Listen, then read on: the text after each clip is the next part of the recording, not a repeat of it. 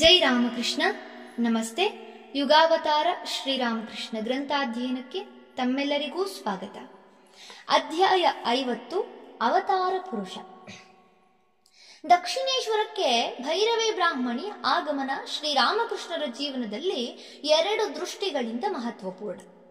ಅಂದಿನಿಂದ ಅವರು ಸಾಧನೆಗಳಲ್ಲಿ ಶಾಸ್ತ್ರೋಕ್ತ ವಿಧಾನಗಳ ಪ್ರಕಾರ ವೇಗವಾಗಿ ಮುನ್ನಡೆಯಲಾರಂಭಿಸಿದರು ಎಂಬುದು ಒಂದಂಶ.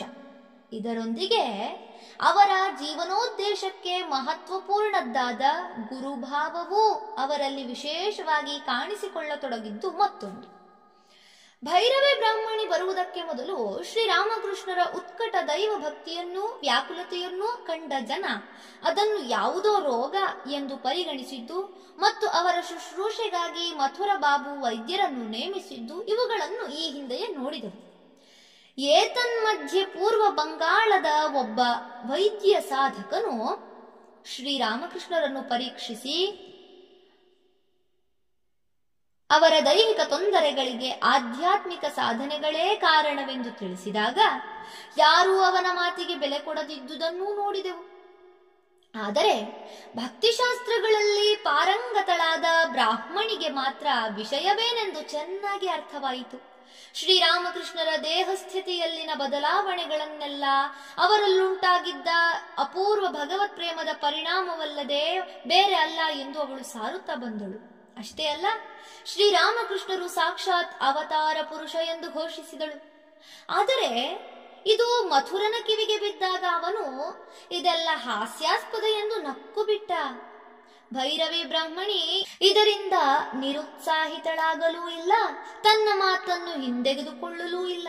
ಅಷ್ಟೇ ಅಲ್ಲ, ಶಾಸ್ತ್ರವಾಕ್ಯಗಳ ಸಹಾಯದಿಂದ ತನ್ನ ಮಾತನ್ನು ಸಮರ್ಥಿಸಿಕೊಳ್ಳುವುದಾಗಿ ಸವಾಲುಡ್ಡಿದಳು. ಅದಕ್ಕಾಗಿ ಪಂಡಿತರ ಸಭೆಯೊಂದನ್ನು ಕರೆಯುವಂತೆಯೂ ಹೇಳಿದಳು. ಇದನ್ನು ಕೇಳಿದಾಗಲಂತೂ ಮಥುರನ ವಿಸ್ಮಯಕ್ಕೆ ಪಾರವೇ ಇಲ್ಲ. ಎಲ ಈ ಹೆಂಗಸು ಹಿಡಿದ ಹಠ ಬಿಡುವವಳೆ ಅಲ್ಲವೆಂದು ಕಾಣುತ್ತದೆ.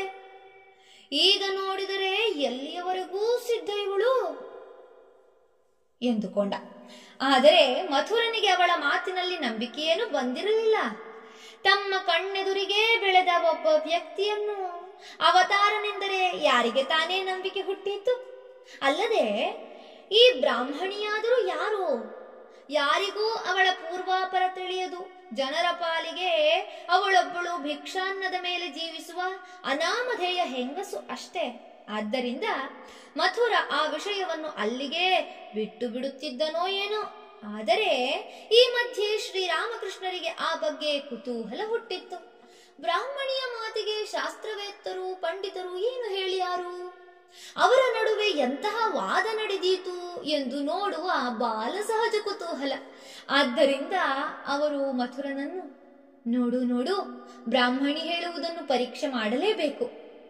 ಆದ್ದರಿಂದ ನೀನು ಒಳ್ಳೆಯ ಪಂಡಿತರನ್ನೆಲ್ಲ ಕರೆಯಿಸಿ ಸಭೆ ಸೇರಿಸು. ಅವರೇನೆನ್ನುತ್ತಾರೋ ನೋಡೋಣ ಎಂದು ಒತ್ತಾಯಪಡಿಸಿದರು. ಮಥುರ ಆಲೋಚಿಸಿದ. ಪಂಡಿತರನ್ನೆಲ್ಲ ಕರೆಯಿಸಿದರೆ ಸಾಕಷ್ಟು ಖರ್ಚು ತಗಲುತ್ತದೆ ನಿಜ. ಆದರೆ ಅದರಿಂದ ನಷ್ಟವೇನು? ಠಾಕೂರರ ಅಂದರೆ ಶ್ರೀರಾಮಕೃಷ್ಣರ ಔಷಧಿಗೂ ಎಷ್ಟೋ ಖರ್ಚಾಗುತ್ತಿಲ್ಲವೇ? ಅಲ್ಲದೆ ಆ ಪಂಡಿತರೆಲ್ಲ ಬಂದು ವಾದ ಮಾಡಿದರೆಂದರೆ ಅವರು ಶಾಸ್ತ್ರವಾಕ್ಯಗಳ ಪ್ರಮಾಣದ ಮೇಲೆ ಬ್ರಾಹ್ಮಣಿಯ ಮಾತನ್ನು ತಳ್ಳಿ ಹಾಕುವುದಂತೂ ಖಂಡಿತ. ಆಗ ಅದರಿಂದ ಒಂದಾದರೂ ಲಾಭವಾಗುತ್ತದೆ. ಸರಳ ಹೃದಯದ ಠಾಕೂರರು ಪಂಡಿತರ ಯುಕ್ತಿಯುಕ್ತವಾದ ಮಾತುಗಳನ್ನು ಕೇಳಿ ತಮಗೊಂದು ರೋಗ ಅಂಟಿಕೊಂಡಿರುವುದೇ ನಿಜ ಎಂದು ಮನಗಾಣುತ್ತಾರೆ. ಅವರಿಗೆ ಅದರ ಅರಿವಾಗಿ ಬಿಟ್ಟಿತೆಂದರೆ ರೋಗವಾಸಿಯಾಗುವುದು ಬಹಳ ಸುಲಭ. ಬ್ರಾಹ್ಮಣಿಯ ಮಾತನ್ನೇ ನಂಬಿಕೊಂಡಿದ್ದರೆ ಅವರ ಕಾಯಿಲೆ ವಾಸಿಯಾಗುವುದರ ಬದಲು ಇನ್ನಷ್ಟು ಉಲ್ಬಣಿಸುತ್ತಾ ಹೋಗುತ್ತದೆ. ಆದ್ದರಿಂದ ಪಂಡಿತರ ಸಭೆಯನ್ನು ಏರ್ಪಡಿಸುವುದೇ ಒಳ್ಳೆಯದು. ಅಲ್ಲದೆ ಮಥುರನಿಗೂ ಆ ವಾದವನ್ನು ನೋಡಬೇಕೆಂಬ ಕುತೂಹಲ ಹುಟ್ಟಿತ್ತು. ಇದರಿಂದ ಶ್ರೀರಾಮಕೃಷ್ಣರಿಗೂ ಸಂತೋಷ ಉಂಟಾಗುವುದಲ್ಲ ಎಂದು ಆಲೋಚಿಸಿ ಅದಕ್ಕೊಪ್ಪಿದ. ತೀರ್ಪಿಗಾಗಿ ವೈಷ್ಣವಚರಣ ಹಾಗೂ ಗೌರಿಕಾಂತ ಎಂಬಿಬ್ಬರು ಹೆಸರಾಂತ ಪಂಡಿತರನ್ನು ಕರೆಯಿಸುವುದೆಂದು ತೀರ್ಮಾನವಾಯಿತು. ವೈಷ್ಣವಚರಣನು ಕಲ್ಕತ್ತದ ಪಂಡಿತ ಸಮಾಜದಲ್ಲಿ ಅತ್ಯುನ್ನತ ಗೌರವಾದರಗಳಿಂದ ಪಾತ್ರನಾಗಿದ್ದವನು. ಮಹಾವಿದ್ವಾಂಸ ಅಲ್ಲದೆ ಶ್ರೀಮದ್ ಭಾಗವತವನ್ನು ಅತ್ಯಂತ ಸುಂದರವಾಗಿ ವಾಚನ ವ್ಯಾಖ್ಯಾನ ಮಾಡುವವನಾಗಿ ಜನಸಾಮಾನ್ಯರಲ್ಲಿಯೂ ಹೆಸರುವಾಸಿಯಾಗಿದ್ದವನು. ವೈಷ್ಣವಚರಣ ಕೇವಲ ಶುಷ್ಕ ಪಂಡಿತನಲ್ಲ, ಅವನೊಬ್ಬ ನಿಷ್ಠಾವಂತ ಭಕ್ತಿಶಾಲಿ ಆಧ್ಯಾತ್ಮಿಕ ಸಾಧಕನೆಂಬ ವಿಷಯ ಜನಜನಿತವಾಗಿತ್ತು. ಅವನ ಭಗವತ್ ಪ್ರೇಮವೂ ಶಾಸ್ತ್ರ ಗ್ರಂಥಗಳ ಆಳವಾದ ಜ್ಞಾನವೂ ಅವನನ್ನು ಅಂದಿನ ವೈಷ್ಣವ ಸಮಾಜದ ಮುಖಂಡನನ್ನಾಗಿ ಮಾಡಿದ್ದವು. ವೈಷ್ಣವ ಬಂಧುಗಳಲ್ಲಿ ಯಾವುದೇ ಧಾರ್ಮಿಕ ಸಮಾರಂಭ ನಡೆಯಲಿ ಅದಕ್ಕೆ ಈತನಿಗೆ ಆಹ್ವಾನವಿದ್ದೇ ಇರುತ್ತಿತ್ತು. ಅಷ್ಟೇ ಅಲ್ಲ, ಆಹ್ವಾನಿತರ ಪೈಕಿ ಅಗ್ರಸ್ಥಾನದ ಗೌರವ ಈತನಿಗೆ. ಧಾರ್ಮಿಕ ಆಚಾರ ವಿಚಾರಗಳಿಗೆ ಸಂಬಂಧಿಸಿದಂತೆ ಯಾವುದೇ ಸಮಸ್ಯೆ ವಿವಾದ ಉಂಟಾದರೂ ಜನ ಪರಿಹಾರಕ್ಕಾಗಿ ಹೋಗುತ್ತಿದ್ದುದು ಈತನ ಬಳಿಗೆ ಮತ್ತು ಇವನ ನಿರ್ಣಯವನ್ನೇ ಅಂತಿಮವೆಂದು ಸ್ವೀಕರಿಸುತ್ತಿದ್ದರು. ಅಷ್ಟು ಮಾತ್ರವಲ್ಲ, ಎಷ್ಟೋ ಜನ ಪ್ರಾಮಾಣಿಕ ಸಾಧಕರು ತಮ್ಮ ಸಾಧನಾ ಮಾರ್ಗದಲ್ಲಿ ಮಾರ್ಗದರ್ಶನಕ್ಕಾಗಿ ಈತನ ಸಹಾಯವನ್ನು ಯಾಚಿಸುತ್ತಿದ್ದರು. ಹೀಗಿರುವಾಗ ಶ್ರೀರಾಮಕೃಷ್ಣರ ಸ್ಥಿತಿಗೆ ನಿಜವಾದ ಕಾರಣವೇನು? ಆಧ್ಯಾತ್ಮಿಕ ಯೋಗವೋ ಅಥವಾ ಶಾರೀರಿಕ ರೋಗವೋ ಎಂಬುದನ್ನು ತೀರ್ಮಾನಿಸಲು ಈತನು ಸಮರ್ಥನಾದನೆಂದು ಮಥುರ ಭಾವಿಸಿದ್ದು ಸಹಜವೇ. ವೈಷ್ಣವಚರಣನಂತೆಯೇ ವಿದ್ವತ್ತಿನಿಂದಲೂ ಶಾಸ್ತ್ರ ಪಾಂಡಿತ್ಯದಿಂದಲೂ ಹೆಸರು ಗಳಿಸಿದ್ದ ಮತ್ತೊಬ್ಬ ವ್ಯಕ್ತಿ ಗೌರಿಕಾಂತ ಪಂಡಿತ ಅಥವಾ ಗೌರಿ ಪಂಡಿತ. ವಾದದಲ್ಲಿ ಇವನನ್ನು ಮೀರಿಸುವವರೇ ಇಲ್ಲವೆಂಬ ಪ್ರತೀತಿ ಇತ್ತು. ಭೈರವಿಯ ವಾದವನ್ನು ಅಲ್ಲಗಳೆಯಲು ಇವನೇ ಸರಿ ಎಂದು ಮಥುರನಿಗೆ ಅನ್ನಿಸಿದ್ದರೆ ಆಶ್ಚರ್ಯವೇನೂ ಇಲ್ಲ. ವೈಷ್ಣವಚರಣ ಕಲ್ಕತ್ತದಲ್ಲಿ ವಾಸವಾಗಿದ್ದವನು. ಗೌರಿಕಾಂತ ಪಂಡಿತ ಸುಮಾರು 60 ಮೈಲಿ ದೂರದ ಇಂದೇಶ ಗ್ರಾಮದವನು. ಮಥುರನಿಂದ ಇಬ್ಬರಿಗೂ ಕರೆ ಹೋಯಿತು. ಗೌರಿ ಪಂಡಿತನನ್ನು ಕರೆತರಲು ಮಥುರನ ಪತ್ರದೊಂದಿಗೆ ಹೃದಯರಾಮನ ಸೋದರ ರಾಮರತನನೇ ಹೋಗಿದ್ದ. ಮಥುರನ ವಿನಂತಿಗೆ ಒಪ್ಪಿ ಕೆಲ ದಿನಗಳಲ್ಲೇ ವೈಷ್ಣವಚರಣ ದಕ್ಷಿಣೇಶ್ವರಕ್ಕೆ ಆಗಮಿಸಿದ. ಜೊತೆಗೆ ಅವನ ಸಹವರ್ತಿಗಳಾದ ಕೆಲವು ಪಂಡಿತೋತ್ತಮರೂ ಆಧ್ಯಾತ್ಮಿಕ ಸಾಧಕರೂ ಬಂದರು. ಆದರೆ ಕಾರಣಾಂತರಗಳಿಂದ ಗೌರಿ ಪಂಡಿತ ಬರಲಾಗಲಿಲ್ಲ. ಆದ್ದರಿಂದ ಅವನಿಲ್ಲದೆಯೇ ಸಭೆ ನಡೆಸುವ ವ್ಯವಸ್ಥೆಯಾಯಿತು. ಸಭೆಯಲ್ಲಿ ಈ ಪಂಡಿತರಲ್ಲದೆ ಭೈರವಿ ಬ್ರಾಹ್ಮಣಿ, ಶ್ರೀರಾಮಕೃಷ್ಣರು, ಮಥುರಾನಾಥ ಮತ್ತಿತರರಿದ್ದರು. ಚರ್ಚೆ ಪ್ರಾರಂಭವಾಯಿತು. ಮೊದಲಿಗೆ ಬ್ರಾಹ್ಮಣಿ ತನ್ನ ವಾದವನ್ನು ಮಂಡಿಸಿದಳು. ಶ್ರೀರಾಮಕೃಷ್ಣರ ವಿವಿಧ ಮಾನಸಿಕ ದೈಹಿಕ ಅವಸ್ಥೆಗಳ ಕುರಿತಾಗಿ ಜನಗಳ ಮೂಲಕವೂ ಸ್ವಯಂ ಶ್ರೀರಾಮಕೃಷ್ಣರಿಂದಲೂ ತಾನು ಕೇಳಿದ್ದನ್ನು ಮತ್ತು ದಕ್ಷಿಣೇಶ್ವರಕ್ಕೆ ಬಂದ ಮೇಲೆ ತಾನೇ ಕಣ್ಣಾರೆ ಕಂಡದ್ದನ್ನು ವಿವರವಾಗಿ ಬಣ್ಣಿಸಿದಳು. ಅವರ ಅನುಭವಗಳನ್ನು ಅವಳು ಭಕ್ತಿಶಾಸ್ತ್ರ ಗ್ರಂಥಗಳಲ್ಲಿ ವಿವರಿಸಿರುವ ಪುರಾತನ ಭಕ್ತರ ಸಾಧಕರ ಅನುಭವಗಳೊಂದಿಗೆ ಒಂದೊಂದಾಗಿ ಹೋಲಿಸಿದಳು. ಬಳಿಕ ಶ್ರೀರಾಮಕೃಷ್ಣರ ಸ್ಥಿತಿಯು ಆ ಹಿರಿಯ ಆಚಾರ್ಯರ ಸ್ಥಿತಿಗಿಂತ ಭಿನ್ನವಾದುದಲ್ಲ ಎಂಬ ತನ್ನ ಸಿದ್ಧಾಂತವನ್ನು ಮುಂದಿಟ್ಟಳು. ಮಧ್ಯೆ ಮಧ್ಯೆ ವೈಷ್ಣವಚರಣನ ಹಾಗೂ ಇತರ ಪಂಡಿತರ ಪ್ರಶ್ನೆ ಉಪಪ್ರಶ್ನೆಗಳಿಗೆ, ಸಂದೇಹಗಳಿಗೆ ಉತ್ತರ ಕೊಟ್ಟಳು. ತನ್ನ ಉತ್ತರಗಳನ್ನು ಸಮರ್ಥಿಸಲು ಹಲವಾರು ಶಾಸ್ತ್ರ ಗ್ರಂಥಗಳಿಂದ ವಾಕ್ಯಗಳನ್ನೂ ಶ್ಲೋಕಗಳನ್ನೂ ಉದ್ಧರಿಸಿದಳು. ಕಡೆಯಲ್ಲಿ ವೈಷ್ಣವಚರಣನನ್ನುದ್ದೇಶಿಸಿ, ನಿಮ್ಮ ಅಭಿಪ್ರಾಯವು ನನ್ನದಕ್ಕಿಂತ ಬೇರೆಯಾದುದಾದರೆ ಕೃಪೆ ಮಾಡಿ ಅದನ್ನು ಸಕಾರಣವಾಗಿ ವಿವರಿಸಬೇಕು ಎಂದಳು.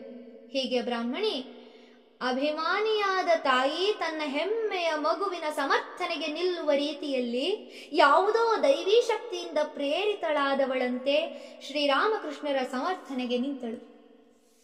ಮಹಾಪಂಡಿತರೆಲ್ಲ ಸೇರಿದ ಆ ಸಭೆಯಲ್ಲಿ ಇಷ್ಟೆಲ್ಲ ವಿದ್ವತ್ಪೂರ್ಣ ಮಾತುಕತೆ, ವಾದ ವಿವಾದ ನಡೆಯುತ್ತಿರುವಾಗ ಯಾರ ಕುರಿತಾಗಿ ಇವೆಲ್ಲ ನಡೆಯುತ್ತಿವೆಯೋ ಆ ಶ್ರೀರಾಮಕೃಷ್ಣರು ಏನು ಮಾಡುತ್ತಿರಬಹುದು? ಬ್ರಾಹ್ಮಣಿಯ ವಾಕ್ಸಾಮರ್ಥ್ಯವನ್ನು ಮೆಚ್ಚಿಕೊಳ್ಳುತ್ತಾ ನಡುವೆ ಆಕೆಯನ್ನು ಬೆಂಬಲಿಸುತ್ತಾ ಕೆಲವೊಮ್ಮೆ ಆತಂಕದಿಂದ ಮತ್ತೆ ಕೆಲವೊಮ್ಮೆ ಆನಂದದಿಂದ ವಾದ ವಿವಾದದ ಧಾಟಿಯನ್ನೇ ಹಿಡಿದು ಕುಳಿತಿರಬಹುದೇ? ಇಲ್ಲವೇ ಇಲ್ಲ. ವಾಗ್ವಾದ ನಡೆಯುತ್ತಿರುವುದು ತಮ್ಮ ಸಂಬಂಧವಾಗಿ ಅಲ್ಲ, ಇನ್ನಾರದೋ ವಿಷಯವಾಗಿ ಎಂಬಂತಿದ್ದಾರೆ. ತಮ್ಮಷ್ಟಕ್ಕೆ ತಾವು ನಿಶ್ಚಿಂತರಾಗಿ ಕುಳಿತು ಆಗಾಗ ತಮ್ಮ ಕೈಚೀಲದಿಂದ ಸೋಂಪು ಮಸಾಲೆಯನ್ನು ಬಾಯಿಗೆ ಹಾಕಿಕೊಳ್ಳುತ್ತಾ ಆನಂದದಿಂದ ಜಗಿಯುತ್ತಿದ್ದಾರೆ. ಕೆಲವೊಮ್ಮೆ ಮಾತಿನ ಸ್ವಾರಸ್ಯವನ್ನು ಸವಿಯುತ್ತಾ ಮುಗುಳ್ನಗುತ್ತಿದ್ದಾರೆ. ಆಗೊಮ್ಮೆ ಈಗೊಮ್ಮೆ ವೈಷ್ಣವಚರಣನ ಪ್ರಶ್ನೆಗಳಿಗುತ್ತರವಾಗಿ ಹೌದು ಹೌದು, ನನಗೆ ಕೆಲವೊಮ್ಮೆ ಹಾಗಾಗುತ್ತಿತ್ತು, ನನಗೆ ಇಂತಿಂತಹ ಅನುಭವಗಳಾದವು ಎಂದು ಸಾಕ್ಷಿಯಂತೆ ಹೇಳುತ್ತಾರೆ. ವಾದ ವಿವಾದಗಳೆಲ್ಲ ಮುಗಿದವು. ಬ್ರಾಹ್ಮಣಿಯು ತಾನು ಹೇಳಬೇಕಾದ್ದನ್ನೆಲ್ಲ ಹೇಳಿ ಆಯಿತು. ಈಗ ವೈಷ್ಣವಚರಣ ತನ್ನ ತೀರ್ಪು ಕೊಡಬೇಕು. ಮಥುರನೇ ಮೊದಲಾದವರೆಲ್ಲ ಕುತೂಹಲದಿಂದ ಈಗ ಇವರು ಏನು ಹೇಳಿಯಾರು ನೋಡೋಣ ಎಂದು ನಿರೀಕ್ಷಿಸುತ್ತಿದ್ದಾರೆ. ಆದರೆ ವೈಷ್ಣವಚರಣನಿಗೆ ಮಾತ್ರ ಯಾವ ಸಂದಿಗ್ಧವೂ ಉಳಿದಿಲ್ಲ. ಅವನ ಮನದಲ್ಲಿ ಯಾವ ಸಂದೇಹವೂ ಉಳಿದಿಲ್ಲ. ಸ್ವತಃ ತಾನು ದೀರ್ಘ ಸಾಧನೆಯಿಂದ ಗಳಿಸಿದ ಸೂಕ್ಷ್ಮ ಅಂತರ್ದೃಷ್ಟಿಯಿಂದಾಗಿ ಶ್ರೀರಾಮಕೃಷ್ಣರನ್ನು ಕಂಡೊಡನೆಯೇ ಅವರೊಬ್ಬ ಮಹಾತ್ಮರೆಂಬುದು ಅವನಿಗೆ ಖಚಿತವಾಗಿತ್ತು. ಈಗ ಅವನ ಅಭಿಪ್ರಾಯ ಮತ್ತಷ್ಟು ದೃಢವಾಯಿತು. ಅವರ ಕುರಿತಾಗಿ ಬ್ರಾಹ್ಮಣಿ ಹೇಳಿದ್ದೆಲ್ಲವೂ ಸಂಪೂರ್ಣ ಸತ್ಯ ಎಂದು ಅವನೀಗ ನಿಸ್ಸಂದಿಗ್ಧವಾಗಿ ಅನುಮೋದಿಸಿದ. ಅಷ್ಟೇ ಅಲ್ಲ, ಹಿಂದೆ ರಾಧಾಮಣಿಯಲ್ಲಿ ಮತ್ತು ಶ್ರೀ ಚೈತನ್ಯ ದೇವನಲ್ಲಿ ಪೂರ್ಣ ಪ್ರಮಾಣದಲ್ಲಿ ಪ್ರಕಾಶಿತವಾಗಿದ್ದ ಮಹಾಭಾವವೇ ಶ್ರೀರಾಮಕೃಷ್ಣರಲ್ಲಿ ವ್ಯಕ್ತವಾಗಿದೆ ಎಂದೂ ಸಾರಿದ. ಮತ್ತು ತಾನೇ ಪರಮಾಶ್ಚರ್ಯ ಪಡುತ್ತಾ ಉದ್ಗರಿಸಿದ, ಯಾವುದೋ ಅಪೂರ್ವ ಭಾವ್ಯವಶದಿಂದ ಮಾತ್ರ ಯಾವನಾದರೊಬ್ಬ ಸಾಧಕನಲ್ಲಿ ಈ ಮಹಾಭಾವವು ಕಿಂಚಿತ್ ಪ್ರಮಾಣದಲ್ಲಿ ವ್ಯಕ್ತವಾಗಬಹುದು ಎಂದರೆ ಅದರ 19 ಲಕ್ಷಣಗಳಲ್ಲಿ ಹೆಚ್ಚೆಂದರೆ 2-3 ಮಾತ್ರವೇ ವ್ಯಕ್ತವಾದೀತು.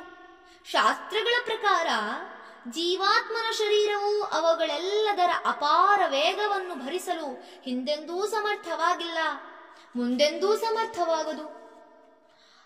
ಆದರೆ ಶ್ರೀರಾಮಕೃಷ್ಣರಲ್ಲಿ ಮಹಾಭಾವದ 19 ಲಕ್ಷಣಗಳೂ ಪೂರ್ಣ ಪ್ರಮಾಣದಲ್ಲಿ ವ್ಯಕ್ತವಾಗಿವೆ.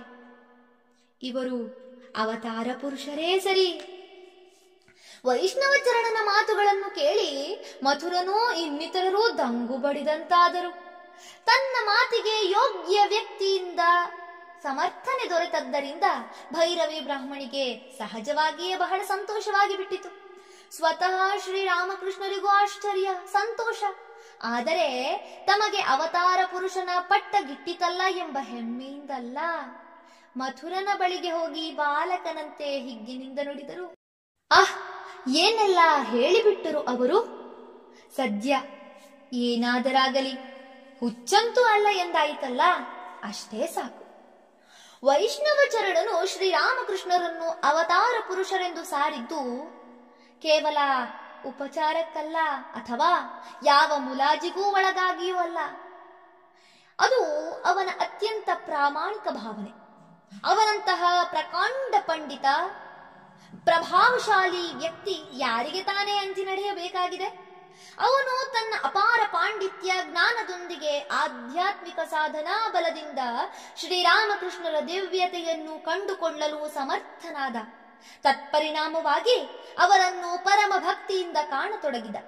ಅವರ ದಿವ್ಯ ಸಾನ್ನಿಧ್ಯದ ಆನಂದವನ್ನನುಭವಿಸಲು ಮತ್ತು ತನ್ನ ರಹಸ್ಯ ಸಾಧನೆಗಳ ವಿಷಯದಲ್ಲಿ ಅವರ ಸಲಹೆ ಪಡೆದುಕೊಳ್ಳಲು ಆಗಾಗ ದಕ್ಷಿಣೇಶ್ವರಕ್ಕೆ ಬರತೊಡಗಿದ. ಅಷ್ಟೇ ಅಲ್ಲ, ತನಗೆ ಪರಿಚಿತರಾದ ಇನ್ನೂ ಅನೇಕ ಸ್ತ್ರೀ ಪುರುಷ ಸಾಧಕರನ್ನು ಅವರ ಬಳಿಗೆ ಕರೆತಂದ. ಅವರ ಸಹವಾಸದಿಂದ ಈ ಸಾಧಕರು ಕೃತಾರ್ಥರಾಗಲೆಂಬ ಉದ್ದೇಶ ಅವನದು. ಶ್ರೀರಾಮಕೃಷ್ಣರ ದಿವ್ಯ ಭಗವತ್ ಪ್ರೇಮವದೊಂದಿಗೆ ಅವರ ಪವಿತ್ರ ಚಾರಿತ್ರ್ಯವನ್ನು ಕಂಡ ವೈಷ್ಣವಚರಣ ಅವರ ಮೇಲೆ ಅದೆಷ್ಟು ಭಕ್ತಿ ಗೌರವ ತಾಳಿದನೆಂದರೆ ಅವರು ಸಾಕ್ಷಾತ್ ಅವತಾರ ಪುರುಷರೆಂದು ಸರ್ವರ ಸಮ್ಮುಖದಲ್ಲೂ ಸಾರತೊಡಗಿದ. ಧನ್ಯವಾದಗಳು. ಇಂದಿಗೆ ಅಧ್ಯಾಯ 50 ಸಂಪೂರ್ಣವಾಯಿತು. ಮುಂದಿನ ಸಂಚಿಕೆಯಲ್ಲಿ ಹೊಸ ಅಧ್ಯಾಯವನ್ನ ಪ್ರಾರಂಭಿಸೋಣ. ಓಂ ಶಾಂತಿ ಶಾಂತಿ ಶಾಂತಿ. ಹರಿ ಓಂ ತತ್ಸತ್. ಶ್ರೀರಾಮಕೃಷ್ಣಾರ್ಪಣಮಸ್ತು. ಸರ್ವೇ ಜನ ಸುಖಿನೋ ಭವಂತು. ಜೈ ಶ್ರೀಮಾತಾ.